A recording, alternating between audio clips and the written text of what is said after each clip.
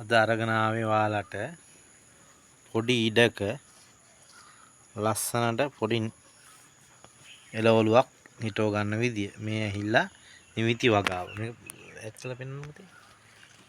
මේ ගොවි මහත්තයා මේ කරලා තියෙන විදිය. මේ පොඩි ඉඩක තමයි මේ ලස්සනට මේ නිමිති වගාව කරලා තියෙන්නේ. ඔයාලට ඉතින් ගෙදර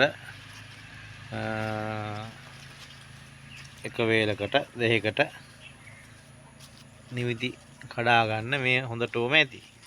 ඒ හින්දා ඔයාලත් චූටි ඉඩක මේ විදිහට ලස්සනට වවන්න. මේ හදලා තියෙන පොඩි උළු කැට තුනක් තියලා උළු කැට වට කරලා ඒකට